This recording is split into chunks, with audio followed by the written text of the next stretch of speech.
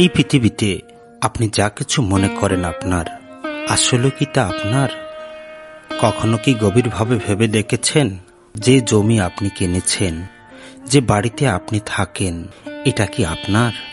না, আপনি শুধু কিছু সময়ের জন্য ভোগ করে যাচ্ছেন মাত্র।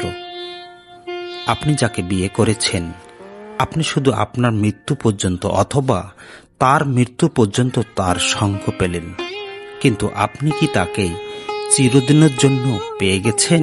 না, আপনি শুধু আপনার জীবনের ধারাবাহিকতা রক্ষা করেছেন। আপনার হাতে যে প্রচুর টাকা, এগুলো কি আপনার? আপনি শুধু কিছু কালের জন্য এই টাকা দিয়ে আপনার প্রয়োজন মেটাতে পারবেন। আপনি যে খাবার খাচ্ছেন, এগুলো কিন্তু আপনার মধ্যে থাকছে না, আপনি আবার বের করে দিচ্ছেন। আপনার যে দেহ, এটা কিন্তু আপনার থাকবে না, এটা একদিন মাটিতে বিলীন হয়ে যাবে।